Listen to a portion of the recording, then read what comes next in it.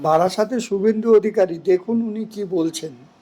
পুজো থেকে শুরু করে কার্তিক পুজো, এমন কোন সনাতনী ধর্মীয় আচার অনুষ্ঠান নেই যেখানে আমরা আক্রান্ত হইনি। শুধু তাই নয়, প্রত্যেক দিন সকালবেলা, শীতের সকালে আপনি গোটা পশ্চিম বাংলায় জাগ্রত, প্রতিষ্ঠিত শতাব্দী শতাব্দী প্রাচীন মন্দিরগুলো থেকে, সমস্ত বিগ্রহ থেকে শুরু করে মন্দিরের থেকে চুরি, এটা একটা নিত্য নৈমিত্তিক ঘটনায় পরিণত হয়েছে পশ্চিমবঙ্গে। শুধু বেলডাঙ্গাতে কার্তিক পুজোকে কেন্দ্র করে একাধিক মন্দির ভাঙা হয়েছে। হ্যাঁ, বাংলাদেশে 600 মন্দির ভেঙেছে, এবারেও অনেক মন্দির ভেঙেছে গত 3-4 মাসে, যার অসংখ্য আপনারা উদাহরণ আমরা দিতে পারি। সমাধান কি? আমার নাম যিনি শেষে বলেছিলেন সঞ্চালক, উপায় কি জানতে চাইছিলেন? আমি বলি উপায় তো সামনে। এই উত্তরপ্রদেশ, তার অতীত ইতিহাস কি? উত্তরপ্রদেশে মুলায়ম সিং যাদব যখন মুখ্যমন্ত্রী, অখিলেশ যাদব যখন মুখ্যমন্ত্রী, 5 বছরে 375টা 12 থেকে 17 সাম্প্রদায়িক দাঙ্গা হয়েছে। সাম্প্রদায়িক দাঙ্গায় নিরীহ মানুষরা মারা গেছে।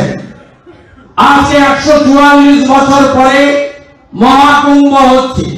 শেষ কুম্ভ যখন প্রয়াগরাজে হয়েছিল তখন তার নাম ছিল এলাহাবাদ, আর কুম্ভের দায়িত্বে ছিলেন আজম খান। সেই উত্তরপ্রদেশে আজকে শান্তি বিরাজ করছে। সেই উত্তরপ্রদেশে আজকে সহিষ্ণুতা বিরাজ করছে। সেই উত্তরপ্রদেশে আজকে সর্বধর্ম তার পালন করার সুযোগ সবাই পাচ্ছে। অর্থাৎ সুশাসন কাকে বলে, সুরক্ষা কাকে বলে, যোগী আদিত্যনাথ দিদিকে আজকে দেখিয়ে দিয়েছেন চোখে আঙুল দিয়ে। আমাদের ভারতবর্ষ পৃথিবীর সবচেয়ে বড় বৃহৎ গণতান্ত্রিক দেশ। আমাদের এই দেশে ব্যুরোক্রেসি, পুলিশ, যা যা আছে থাকুন না কেন, পুরো ব্যবস্থাটাই পলিটিক্যাল সিস্টেম।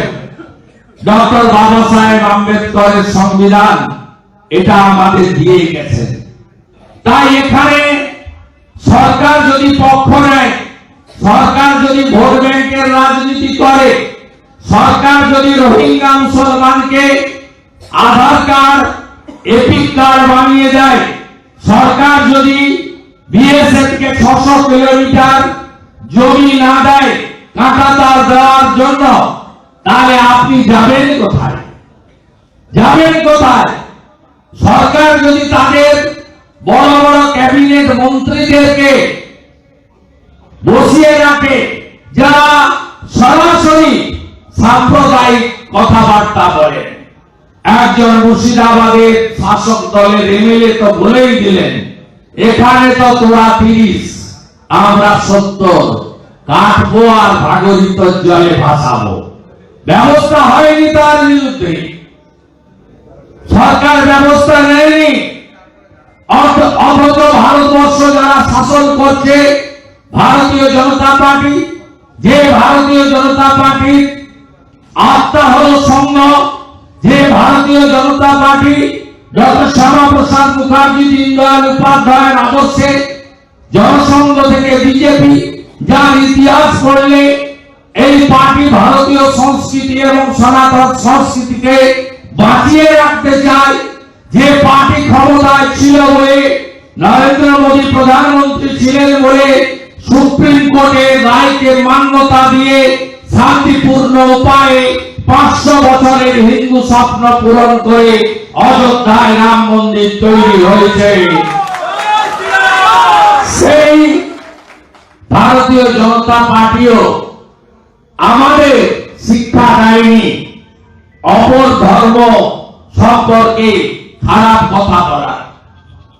এরা মা কালীকে অপমান করলে মহুয়া মৈত্রকে শাস্তি দেয় না।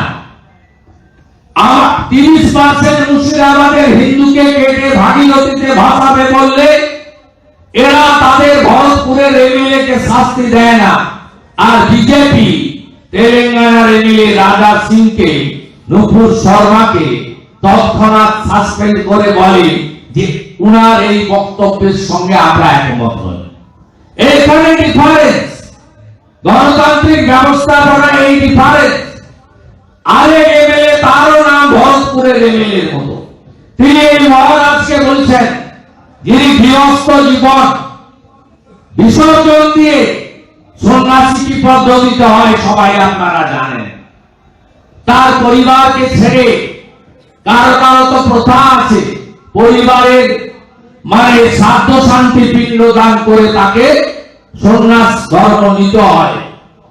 আজকে সেই সন্ন্যাসী, যিনি সন্ন্যাসী জীবন পালন করেন, তার গেরুয়া বসন, মণ্ডিত মস্তক, তিনি সম্পূর্ণ শাকাহারী, তার সমস্ত জিনিসই আমাদের সনাতনী নিয়ম নীতি এবং পূজ্যপাদ স্বামী প্রণবানন্দ, যিনি হিন্দু ধর্মকে রক্ষা করার জন্য ভারত সেবাশ্রম তৈরি করেছিলেন, তার আদর্শে তাদের যে ভারত সেবাশ্রম সঙ্গের 4টি খণ্ড রয়েছে তাকে নিপুণভাবে 100% পালন করে যিনি সন্ন্যাস ধর্ম পালন করছেন তাকে সন্ত্রাসবাদী আখ্যা দিচ্ছেন।